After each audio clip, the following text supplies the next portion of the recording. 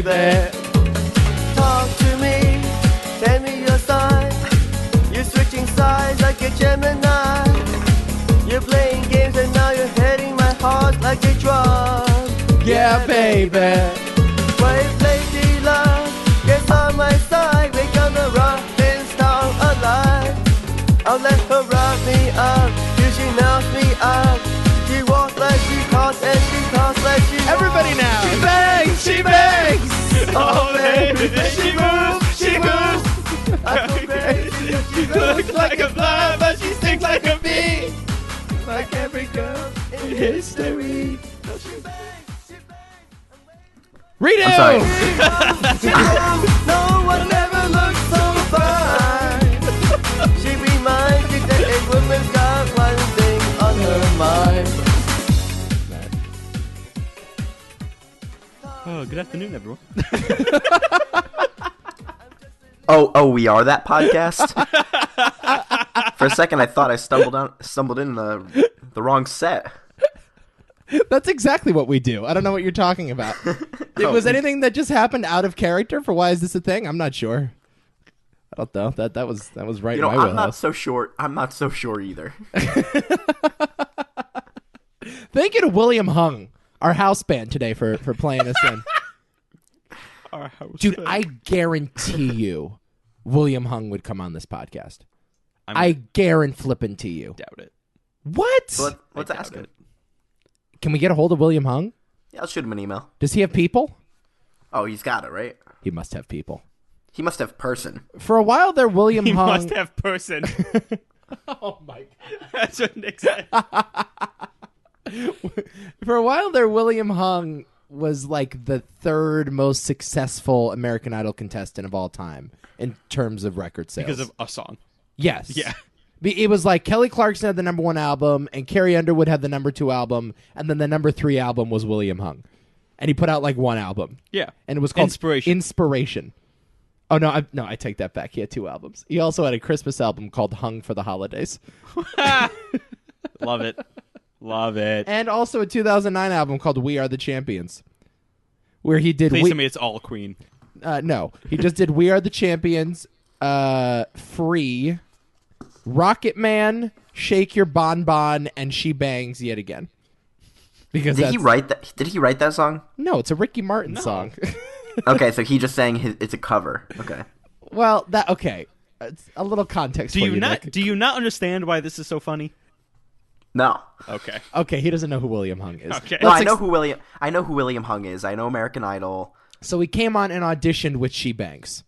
Yes. Okay. And it made own Simon laugh hysterically. Oh my God. Do you want to hear his cover of Hotel California? Of course. Real quick, hold on. Just indulge us for a second, Nick. This is already better. This is like barely Hotel California.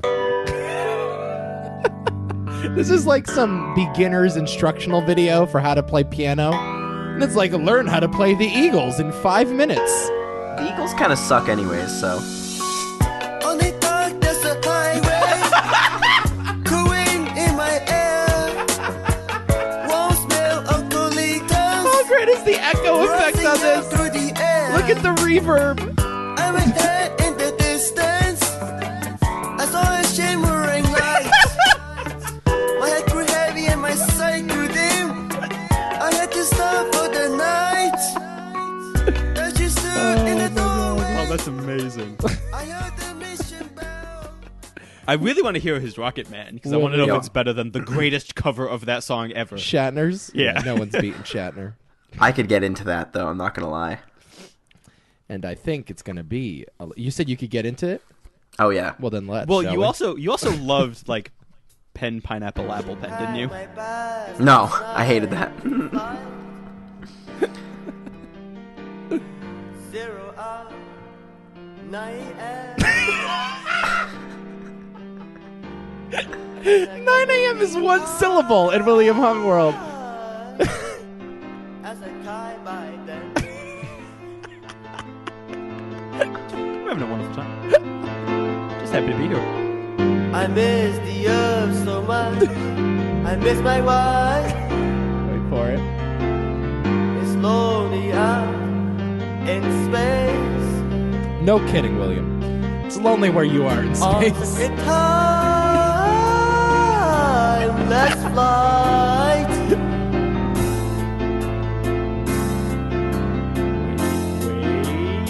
Here it is. And I think it's gonna be a long, long time to touch on brains if I get to find another man. They think I'm at home. Oh no, no, no. I'm a rocket man. Rocket man, burning our shoes up here alone. Oh, man. All things considered, not bad. Not a bad cover. I was about to say the same thing. I mean, it's like the easiest song in the world to cover, but still. Like, there's no singing involved. All you have to do is do the Shatner enunciation, and you're all set. Best part about Shatner's, and I'm gonna be high. That man is high all the time. High on life, Shatner. William Shatner. I love that man. That man is just perfect. Oh, I love in that every man. way. Yeah. Yeah. That guy has just figured out his niche in life. That is like your one aspiration. If you want to be successful, just be Shatner. He had 2 roles, Yeah. and he just banks on those. Yeah. And did like a bad American Psycho sequel, Yeah. right? And nothing else really. Like had some roles in some children's cartoons. And that was that. And then just did Rocket Man. Yeah, but no, he's forever Kirk. Yeah. What a great guy. It's fantastic. He's old too. It looks great He is for old. his He age. looks really good. He's one of the few old fat guys that looks young. He's one of the few like members of the original series, Star Trek the original series, who like looks fine. Yeah. Cuz like when Leonard died, Yeah, never looked it good. never looked good. But he was a guy though, the rare young skinny guy that looked 70. Yeah. That's what Yeah. he always looked too old. George Takei is looking good. George K looks great. The guy who played Chekhov looks awful. Really? Oh, he looks terrible. All right, here we go. Ready? We're going to play a game. Already. It's time to play. It's called Off Topic. It's time to play a game.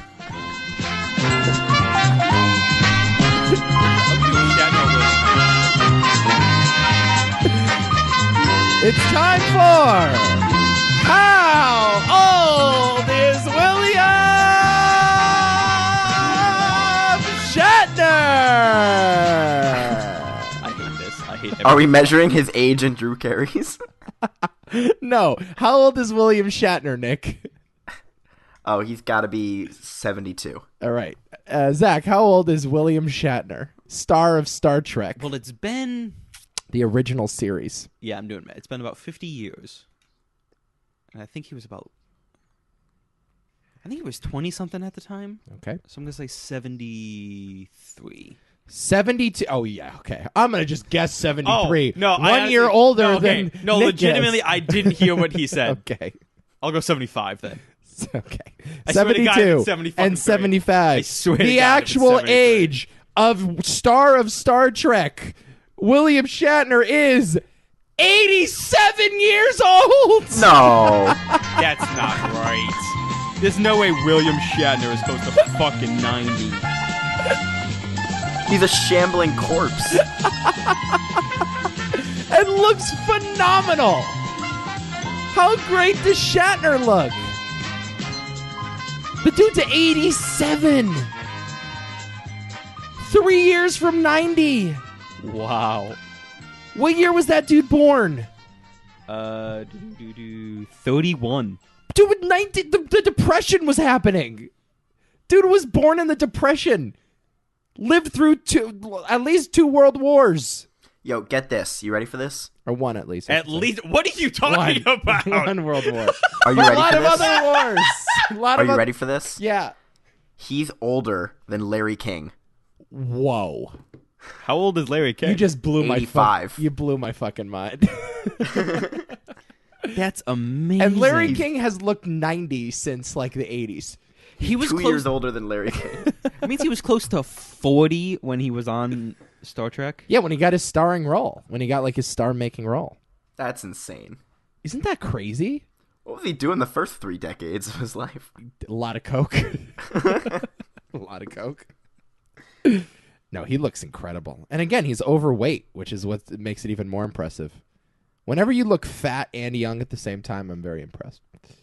Fat and young. Yeah. God great, bless. Great hair, incredible hairline, no receding hair whatsoever. I mean, Well, now that we've gotten all that out of the way, though, maybe we should get to the podcast. What do you think? you would think. You would think, but now we're going to play another game. No. All right, let's get to the podcast. It's called Which Trekkie is Dead? I know. Way to The young one from the new ones. way to spoil all our fun, Yeah, Nick. except Chekhov from the new ones. Oh. Yeah, not too soon, bitches. Oh, definitely too soon. Yeah, it's definitely way too soon. All right, making Anton Yelchin jokes on the podcast. How are we, everyone? Oh, Not we're bad. doing great. Not bad. Been better, been worse. You know, I'm out in the Midwest here. I'm sure you guys have seen the weather with the crazy cold. Oh, yeah.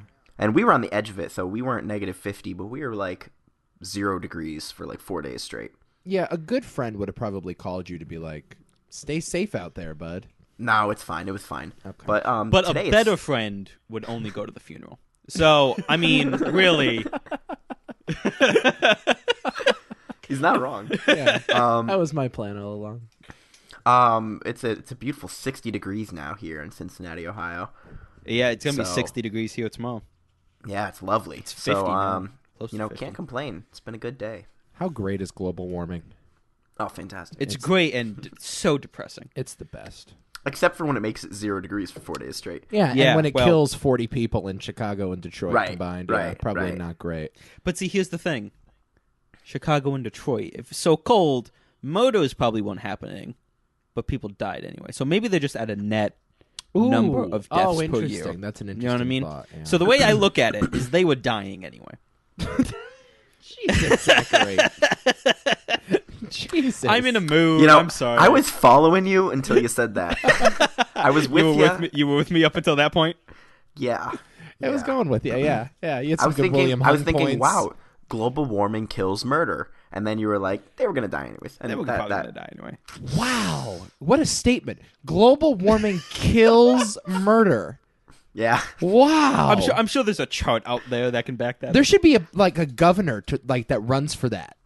Like Pull on up the that Eric platform. Andre meme. Like, how could you say something so controversial yet so brave? So brave. I wonder if that's going to be the next platform of the Virginia governor. He's going to run on that from now on.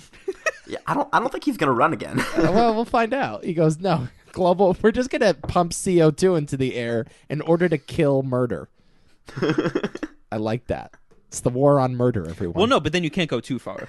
Because if you ruin the planet, then it's just anarchy and people will die. Yeah, exactly. Left and Yeah, right. just because of the marauders. Just a healthy amount of CO2. The marauders and the rape gangs, they're just going to come out of the woodwork in the desert and just... And at that point, we won't have a wall to protect us from Mexico either. Exactly. So it's... all the rapists are going to get in that way. Yeah. You know how that works, obviously. We can't use any of this. What are you saying? I am being ironic. This is political satire, gentlemen. Is it? Or is Just that what go we're with known me. for? Just go Are Is with we it, me. or known do for- you honestly believe it? I think you might believe it. This is the Onion. Consider me the This is Onion. The Onion. Yeah. We're the official podcast of The Onion. Hello. Happy documentary month, everyone. It's February, which means You want to try that again? no. Okay. Which means it's documentary month, and at each week of February, we're going to talk about a documentary that the four of us choose. And this week's selection was up to old Cincinnati Bill over there, Nick. Cincinnati Bill? Yeah, What are you talking about? don't know. Keep going. Yeah, no. So this week I picked an episode of a series called Dark Tourist. It's on Netflix. I think 8 episodes in the series. Highly recommend the show. It stars David Farrier, the same guy who created the documentary Tickled, which we watched last year. Mm-hmm. And that is the main reason that I picked this, was because David Farrier is a pretty incredible... I don't know what to call him. I think he's a journalist. I was going to say, but- say the word journalist. I think do. documentarian is more accurate. Yeah, I kind of agree with you there. Although I to be think fair, he- I don't think we've read anything he's written. Yes, We've only seen him in. Well, we've seen him in 3 things. Documentarian is pretty accurate. Then he's a pretty incredible documentarian. My impression is that when he was writing for his blog or whatever, he was sort of like a tabloid guy. Like it's not quite National Enquirer, but it's a little more like it's like a People magazine type thing. I think he was writing for a somewhat reputable. Yeah, I thought he was like group, a journalist for somebody. But I got the impression that he was writing like entertainment news for a somewhat reputable paper. Like he was so it's like Page 6 or whatever in the New York Post. Yeah, that's the impression I got. Okay. But I don't know for a fact. I mean, it's also New Zealand, and you never know what their journalistic ethics are like over there. It's very different. It's like a lot of, even like England, for example. Like, you ever watch like England, not like BBC News, but like their version of daytime talk shows and stuff, and Piers Morgan and all of their tabloids, like the Daily Mail and stuff. It's like it's not even recognizable to what we have here. It's like all we have here is TMZ, and that's it. But like they're all TMZ in England. Yeah.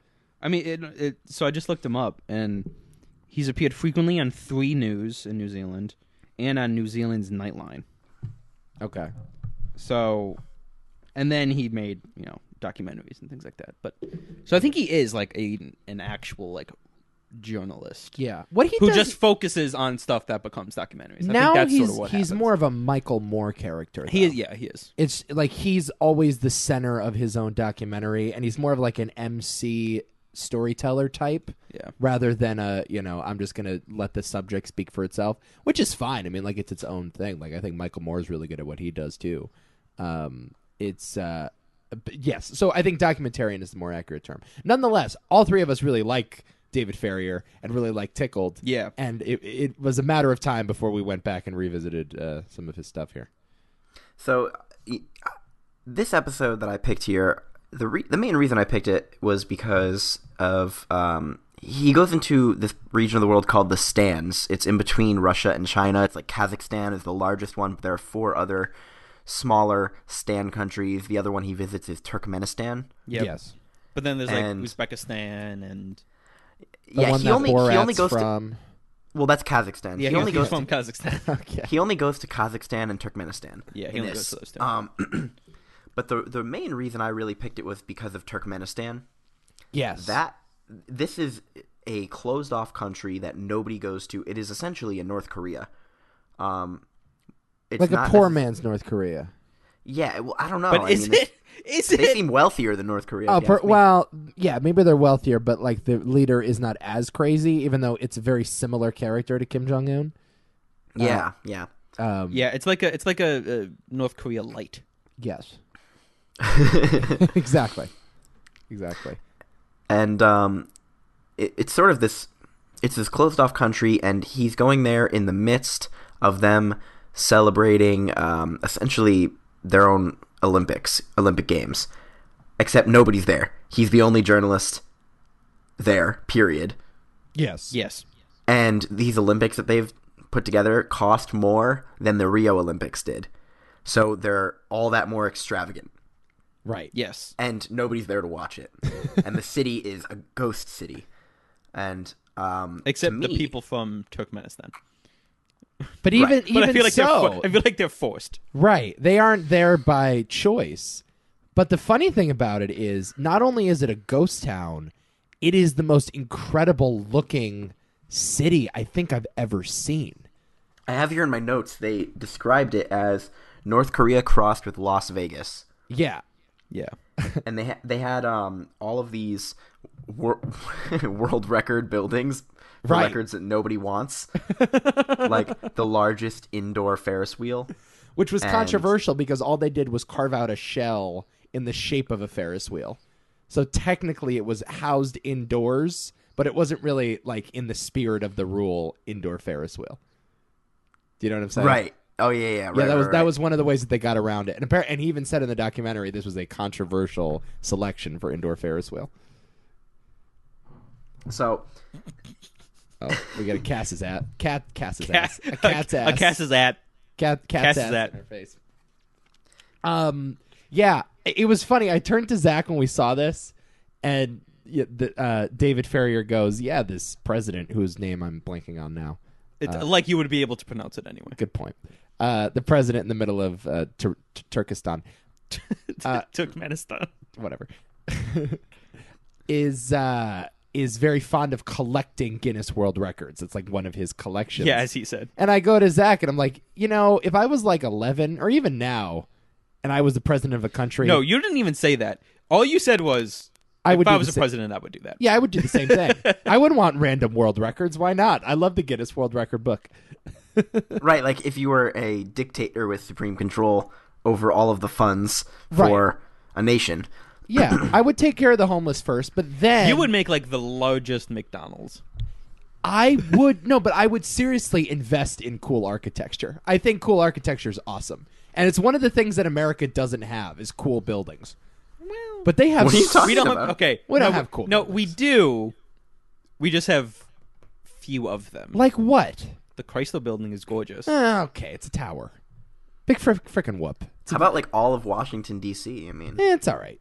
I'm just saying. It's fine. They're okay. Not like the buildings here. The buildings in this country were unbelievable. No, I'll give you... I'll empty. do that. Like, it's fine. Like, there's not... We don't have nearly as cool of buildings. But I don't like that you said we don't have cool buildings. No, not like that. I don't think like it's a priority here. No. Because we're so commercialized. We Yes. just tear things down and put malls Well, it's up the same thing with, like, Dubai. Yeah. All the buildings in Dubai are absolutely stunning. I've seen most of I don't them. like how modern everything is, though. Like, I like sort of the older touch. And Yeah. I like something that could stay there for hundreds and hundreds of years. I just want to live in Rome, dude. That's all I'm trying to say. 'Cause I want to Why live in didn't you Rome. just say that? Why didn't you just say that? No, but I thought this country was really cool, too. It's like these journalists were basically given free range to walk around this abandoned city for a number of hours and see all of these old buildings. How awesome would that be if you were just by yourself wandering these incredible looking things? I feel like you say you would like it, but then I feel like you would get bored. I would not get bored. I love buildings. I think buildings are awesome. So in an earlier part of this episode, I'm gonna transition a little bit here. They visit in Kazakhstan a place they call the Atomic Lake. So this is a region where during the height of the Cold War, the largest amount of like nuclear weapons or atomic weapons had been tested. 456. Right. I will forever remember that number because I really want to go there now. Yeah, and an entire lake was created from the crater of a blast of one of these bombs that was like significantly larger than Hiroshima or Nagasaki. And the entire lake is pretty much irradiated at this point. Yes. And yet they go there, and there are people fishing and eating the fish and swimming in the lake. See, I taught Nico a little lesson. Yeah, he gave me a little chemistry lesson. Well, it's more like physics. Fuck off, dude. But, I'm just saying. Swimming in it isn't nearly as bad as you think it is. Oh, sure. Because 7 centimeters of water cuts the effects of radiation in half. So Half? The way while it's every 7 centimeters, the amount of radiation gets cut in half. Which is why they didn't want to go too far deep into the water. Yes. And that was Right. one of the warnings. So swimming in it is you can swim in a spent nuclear pool in a reactor and be totally fine. You would experience less radiation in the pool than you would walking around. I don't think you could experience less. Maybe No, just the same. it's less. The way Zakk put it's it is that if less. you are in a pool of water and at the bottom of this pool of water there are just nuclear rods and you have that much water between you and the rods, you would be experiencing less radiation than you currently are experiencing right now. That's pretty wild. Because the water's insulating you from the natural radiation we're all experiencing right now. Right. That being said, would you do it? No. Fuck no. Would I swim in that lake? Hell yeah. Fuck no. I would do it. You're I do. insane. No, I do in a huppy. That'd be fucking cool. Nor would I take the word of one random Kazakhstani Yes. man who's like, yeah, just come in. Don't get too far close to the surface. Oh, there is no danger. There's I no wouldn't. danger. I wouldn't eat the fish in it, Yeah, what I is that? definitely but would not do I that. would swim in it. The mutant fish that they were eating. Did it actually have 3 eyes, or did he just No, make that joke? He was just saying it was a joke. Okay. Could have Pretty easily had 3 eyes. It could have. though. Well, no, that's the thing. I think it could have very easily had. I was an extra comparing eye. it to the Lake Springfield in the Simpsons movie. Yes, he was. Yeah.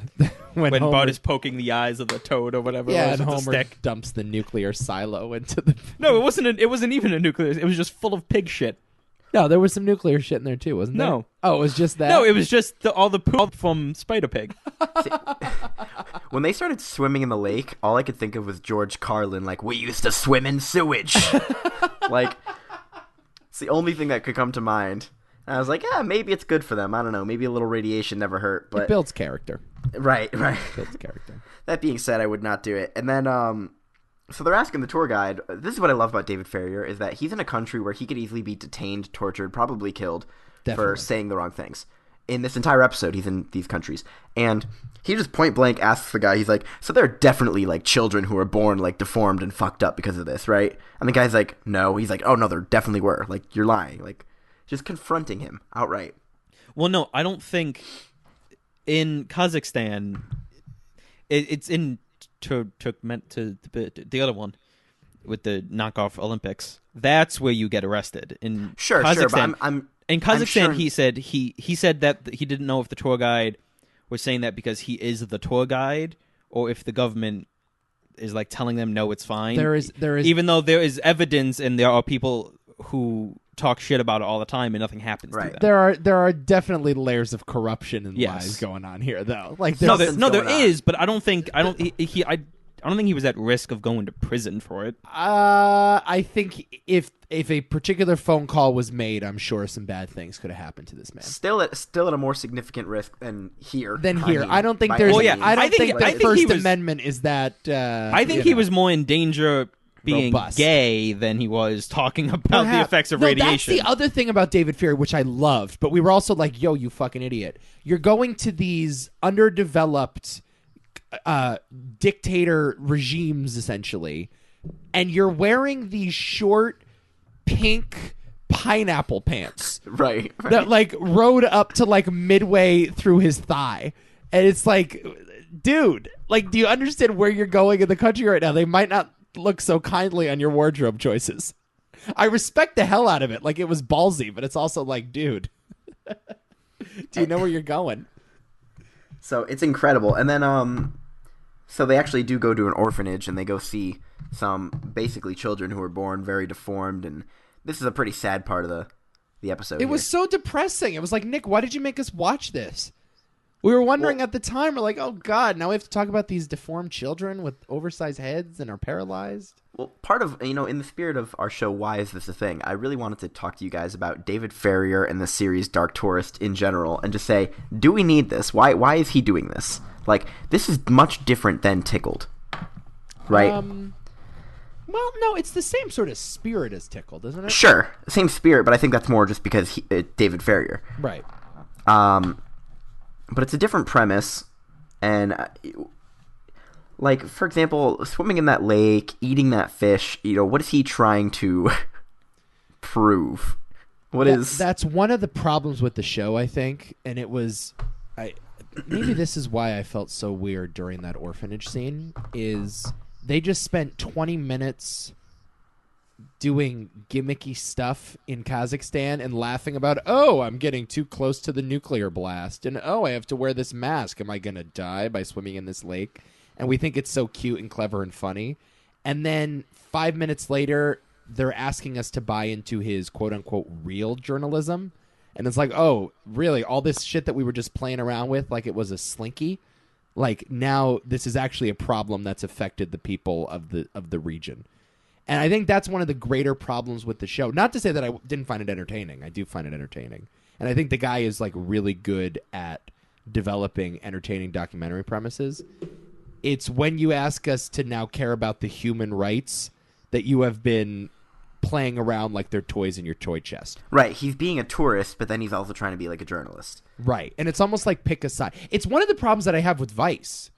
And I sometimes, like, enjoy Vice's work, but there are other times where I'm like, this is kind of exploitative. It's like when you watch an episode of 60 Minutes, there's a clear divide between who the journalist is and the topic that he's investigating. Yeah. But Vice is just like, oh, yeah, we're going to go into war zones, and oh, look at that dead body, and oh, look at this. We're so edgy and fringe, and we're bringing you to the real shit. But I have a hard time buying that you're actually doing real journalism when you're having so much fun with it. And you're like, oh, isn't this so cool? Well, to me, it seemed like it was two different genres of television. It seemed the first half when he goes to see the rocket launch and does all that stuff, swimming in the lake and everything like that, that feels like just one of those travel shows that you'll see on the Travel Channel. Right. But then there was no segue into, okay, now we're going to be a documentary about something important. Well, he's trying to have his cake and eat it too. Yeah. He's trying to be both a journalist and an entertainment documentarian. Yes. And I think that's the problem. I think he's really good at one. I'm not so sure he's good at the other. Yeah. Like I'm not so sure he's the best guy to take into the orphanage with a paralyzed 5-year-old. Yeah. Like I don't think he's the man I would send. That being said, he's like the only one with the balls to go there. So like there's no other, like I don't watch CNN and see a guy going to Kazakhstan and investigating the nuclear problem. True. So you got to give him credit for that, I guess. Yeah. You know, you're right though. I felt just as awkward as you did. I think we had the same impression, Nick. Yeah, I mean that's part of why I kind of picked this episode, because it's a really weird one. It's blending the line. It's or blurring the line, I should say. So can we, sure. let's cut to some of the more fun parts though again. So let's get out of that sad pit. Yeah, so much. Fuck the kids in Kazakhstan. There is Let's a talk middle about part the of funny this. stuff. There is a middle part of this episode where he goes to a place called Baikonur in Kazakhstan. It's where the Russian space program was held. Yeah. And he sees a 50-year-old rocket launch, and the entire time he's worried that it's gonna explode, but it does launch well. That was a fun little thing, but kind of unattached from the rest of the episode, in my opinion. My favorite part is when the dude, like, from Russia was talking about his space knowledge and why he goes to space, and he quoted Apollo 13, a movie in which that was incredible. A movie in which the space launch goes horribly wrong and they almost die. Yeah. I liked that. as I'm using designs from the era that Apollo 13 was set in. It's like, I think space technology has gotten a little better since then. Maybe you don't want to be quoting Tom Hanks at this particular press conference. So what did you think of David? So this is another point, actually. Maybe we should talk about this a little bit. This is another point where David Farrier's, it kind of cuts away from him being a journalist in a way. All these people are at a press conference with these astronauts asking questions, and he literally just goes to the astronauts and he goes, "What's the point of going to space? Why do you want to go to space? It's pointless. What's the point?" And the Russian astronaut or cosmonaut, I don't know what you want to call him, does come back with like a brilliant response. He quotes Apollo 13 and he says, I think he says, "What if Christopher Columbus stopped going to the New World?" No, he said no. Yeah. What if he went to the New World, came back, and then nobody else followed him? Right, Exactly. and he's basically saying our future is space. It was a brilliant answer, and it just made David Farrier unfortunately look like such a idiot. No, I don't think it did. Because he said that he doesn't have a lot of knowledge in space and everything like that, and I feel like his question, well, what's the point of doing it, was him trying to understand people's fascination with it, because everyone else there are scientists or are enthusiasts, and I just don't think he understands people's obsession with space. So I think he was just trying to figure out why. And by the way, nor do I. I'm one of those guys too. I'm another one that if somebody came up to you and said, "Hey, do you want to go to space?" Well, I don't know if I would put it that way, but just the sort of the 10-year-old thing of you look up to the stars and you wonder what's out there. I've always been the dude that's like, why are we spending so much money launching people into the middle of nowhere where literally nothing exists? Well, I mean, in fairness, all the satellites up there is what power make half of our technology work. Well, yeah, but it's also going back important. to the I think Christopher it's pretty Columbus important. thing. It's if everybody was Right. just like, No, well, of why course. do we go over there? Of course. No, I get it. I've just never been a huge space guy. A lot of people are big space guys. I'm a big space guy. Every time there's a rover that lands, they have to watch the live stream. I understand that there's a lot of people like that. I sort Right of here. That's me. I understand what that question was all about, though. That's all I'm saying. I did understand. You don't think it was weird? I thought. I mean, he was certainly out of place at this conference. Yeah, but that's what I felt. That is like David Farrier's MO wherever he goes. Yeah, I think with his pineapple pink shorts. I think the why question did he ask is good. that in the documentary though. Like in this episode, it just didn't seem like that's not what this episode is about. Like this is Dark What Tourist. is this It's not episode about? What is this episode It's about the stands. Yeah, but what about the stands? I couldn't tell you. But that's the other thing with David Farrier is it's just like, oh, isn't this cool? And isn't this cool? And look at this cool thing. Sure, you're right. And it's like, what exactly are you trying to tell me? That's the thing with Tickled. Tickled's another thing. Well, no, I think the second half when he's in Turkmenistan, Turkmenistan, yeah. I think that is very clear. Like, oh, like this guy's because he's attributing him to Kim Jong. Well, no, but there's this other crazy moment in the Turkmenistan episode, or that little segment, where he's pointing out all of the women that are in the crowd. Do you remember that? Yes. So they go to this Olympic gym in the midst of, I guess, the pre-games for this Olympic ripoff. No, the games had started. Okay. The games had started, but they didn't open. Yeah. So there's like supposed to be 40,000 people in this arena, this massive arena, and only like 1,000 people go.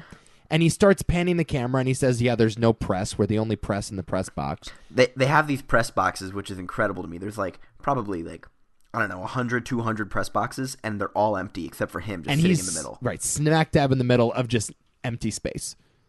It's incredible. So they start panning around, and there's this moment where he does some close-ups on these older women who are all hanging out, and he goes, oh, like, yeah, this indoor track must have a lot of female fans, or something else is going on.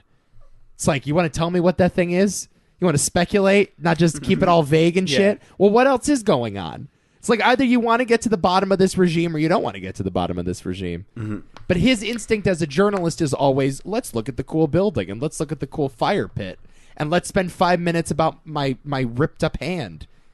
And when I was tripping in the middle of this hospital bed. Yeah, because they gave me But that's his instinct. His instinct is let's make a reality show. His instinct is not let's do journalism. Which is whatever. Right. You know. Still incredible, fun to watch. The space thing was cool, though. I did like the space thing. Space. I like the launch. The launch was fun. The launch was really cool. I love how they shot it. Like, clearly Netflix gave him a lot of money to make this show.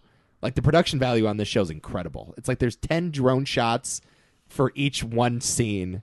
They have like a bunch of aerial stuff and multiple cameras covering each angle. And when they film the rocket launch, they sort of pan to his face and they show the reflection of the blast in his face without actually showing the launch. I thought that was really good cinematically. Yeah. No, it was well done. So yeah, we sort of briefly alluded to this. Let's get to this bit, I guess, now, which is while he was in Turkmenistan, he cut his hand open. Had to go to the hospital there. Right. And they didn't have, like, proper medicine, I guess, for him, so they gave him ketamine, a horse tranquilizer. I think they think that is proper medicine. Maybe. Because he said he was hoping to get anesthesia and get his hand stitched up, but they gave him ketamine and then, like, released him. Yeah. So he was high on ketamine for the opening of the games. All they know is that it works. Exactly. So if it ain't broke, don't fix it. So, but think about this too. He was on this like euphoric drug while watching a like, what was it, $40 billion opening games. I don't know if it was quite that much. 500 million, but okay. 500 million. Didn't they say the whole thing was 4 billion? Was it 4 or 40? It was probably 4. $4 billion. The whole games. They mentioned a number at one point. No. The village cost $5 billion to build. Is that right? And the stadium and everything like that. Yes. Oh my god. Insane. The opening ceremonies cost $500 million. Still insane. Which is way more than the Rio Olympics. Yes. Like, and it was way more. It in was both a aspects. 3-hour show. Yeah, it was like 3.5 hour lights show. And then the horse fucked up. That guy's dead. Yeah, I was thinking the same thing. I'm like, he's probably gonna get killed. That dude is gonna get shot. Yeah. That dude is gonna go on a business trip and never come back. You know, it's words can't do it justice. If you watch this scene, you could just see how insane it is. It's like the mind of a madman with infinite money at his disposal. It's just wild. I gotta be honest though, like if I didn't have any regard for human decency, that is what I would spend money on. Like if I wasn't like, yeah, my country is starving and my administration is riddled with corruption. But yeah, let's do a really expensive fireworks show. That's what it was. And it was incredible. You're right. Like they showed only snippets. He said it was 3 hours long. And again, he was high on ketamine straight from the hospital after this happened. At one point, he talks about how he's coming down from it. I know. And it's like, well, wait a minute. Where am I right now? Yeah. Could you imagine just having like a gash in your hand and you're tripping balls? You're high as a kite. In the middle of Turkmenistan. So, go ahead. You keep talking. No, I wanted to point out the scene at the beginning where they were introducing the president. And they were establishing that he was sort of a Kim Jong-un character. Yeah. Talking about how he's great with a gun. And he's also... with knives. Yes, and is a phenomenal guitar player. So good that his guitar skills cannot be beholden by the human eye. And they cut to this scene where he's on Turkmenistan television doing a guitar solo and singing to, I would assume, some lip-sync track. And they just puff this smoke screen in a convenient place right above his torso so you can't see that he's not actually playing the guitar. Right. I don't think that's the craziest thing about him. I think the fact that he's a dentist. Oh, right! Former dentist. Yeah. Yes. Wait, so he was a dentist before he became the emperor? Yes. Yes, they said that. President. Sure. Yeah, I know what I said, Zach. Former dentist. Yeah, he it's was crazy. a dentist. Wow. That's that the is- craziest thing about him. I didn't catch that. In my 2 times watching this episode, I didn't catch that. How? They say it blatantly. Just missed it. So Turkmenistan is also home to something they call the Gates of Hell, Yes. which David Farrier did not get a chance to visit, unfortunately. But it's basically it's like I think there was a some sort of explosion in the pit, and they put oil on it somehow to make it burn out faster. No, Was that the idea? They discovered oil. Something went wrong and they couldn't use it, so they said, "Okay, we'll get rid of it by burning it." And it's been burning for 40 years. Yeah. So it's a pit that's been burning for 40 years, and the guy that David Farrier was with was like, "My dream is to cook something on it." And David Farrier's like, "Okay, what are we gonna cook?" And he goes, "I don't know, omelet." So he constructs this like large fishing Right. pole type thing. It's like a 50-foot pot, or pan, Right. on like a 50-foot I'm just melt pooping. rod. And so they don't get to go, but at the end of the episode, the guy sends David footage of him Cooking. cooking the eggs and eating them. It was some crazy shit. I did want to go to that place. I want to take a tour of Turkmenistan if the government won't kill me. Well, we didn't mention that. How he got in? No, that the gates of hell, the city was shut down by the president to journalists. And that's why David didn't get to go. Right. The president shut the city down, and David couldn't leave the city. Yes, they literally trapped him as a prisoner. And they essentially. said 2 journalists, but he was the only journalist there. Right. So it was to him. Yes. And they're like, yeah, you can like take a tour of the president's collection of goodies. And so they send him, right. and so they send him to like the giant golden statue of the president and the giant Ferris wheel and the structure that is the largest standing star in the world. See, it's this type of stuff that I'm like, why the hell would he do this? I would not do this. I might do it. I would not want to, like... Okay, so, like, I mean, you've seen what's happened recently with, like, the Canadian citizens in China. Like, China is not a third world country that nobody cares about. Right. Right? That is of consequence. Imagine disappearing in Turkmenistan where you will never be heard from again. Nobody's looking for you. Americans haven't even heard of Turkmenistan. Right. Yeah, I bet you we don't even have an ambassador. Oh, no way. Yeah, we probably don't have a consulate there. Probably not. It's crazy. That's a good point. Still, That's though, wild to incredible me. city. There are a few more episodes of the show, like I said. There's one where he goes and he sees voodoo being done, which is pretty cool. It's kind of wild. People are like cutting their heads and faces and arms open, like in voodoo trance. Oh my! There are some episodes where he goes and sees like these rituals where people dig up their dead relatives every year and like dance with them. What? Yeah. There's some wild shit in some of these places, and I think it's this show. It could be a different show. I could be getting mixed up, but I think he also sees like these people who are living in South Africa who are they're like doomsday preppers, but they're prepping for the Black Rebellion, where the black people in Africa are going to come after them and try and kill them and take their farm, because that's what they believe is going to happen. And they're like nice. super religious and like almost like cult-like religious, and they prep. They have guns and water and food and gates around their house. Are you talking about the white South African separatists? Yes. And right. he lives with these people for like a couple days or something, and like talks to them, goes through their training with them and stuff. So there's a lot of really wild shit in this show.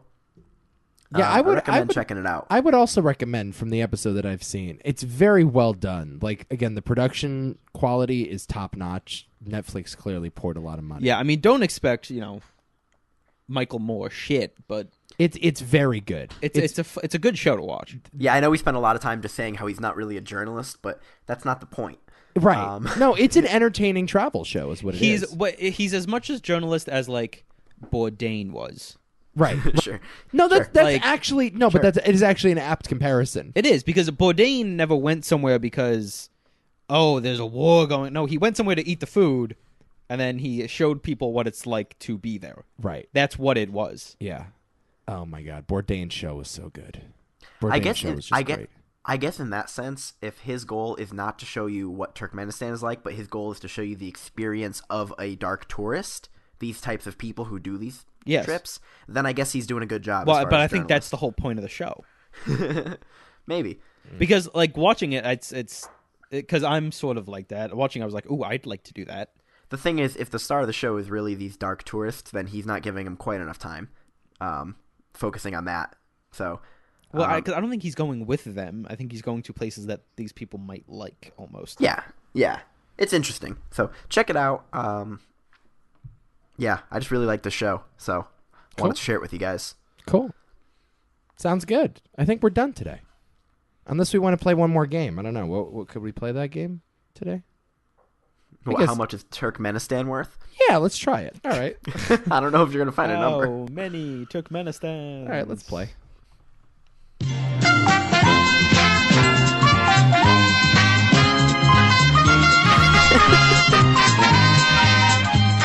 How many Careys?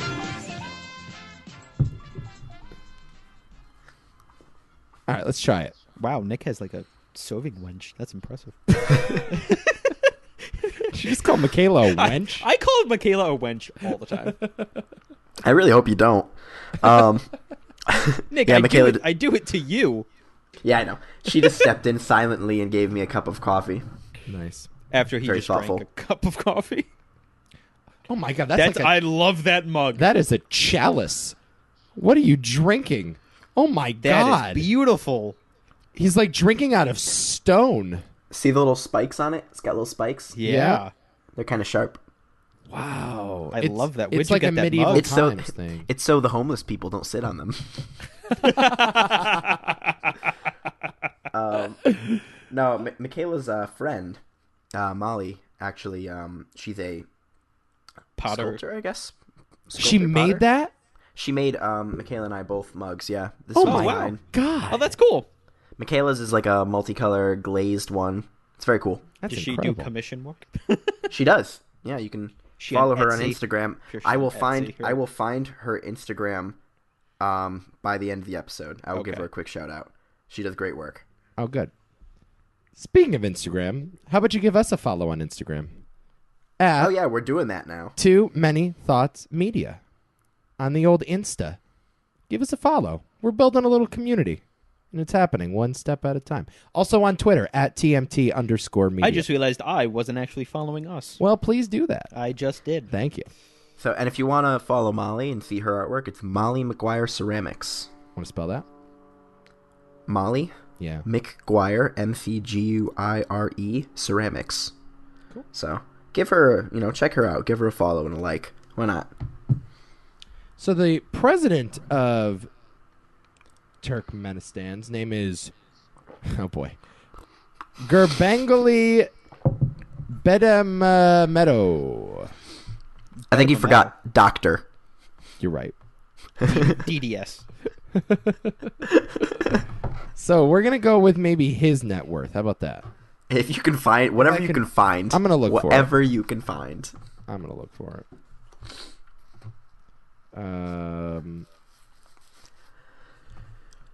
All right, how about this? Let's just go with the presidential palace. I'm game. Okay, the presidential palace. How much is that building worth? How much did it cost to make, and how much is it worth? Should we measure it in Rio Olympics? No, Is that a more suitable exponent to work with? we're still gonna do it in Drew Careys. Okay, cool. So Yeah, I have it in euros, so I'm gonna convert that to Oh, dollars. fucking hell. I love all the conversions. It's in euros? Yeah, okay, I have it. Okay. How much is the presidential palace worth? Nick, will start with Zach. We're doing Drew Careys? In Drew Good Careys. bit. Good bit. Hold on. No, that's too low. That's too high. Is that too high? $165 million is the net worth of Drew Carey. I'm going to go 100 Drew Careys. What? Yeah. Wow. Okay. Wow. Jesus.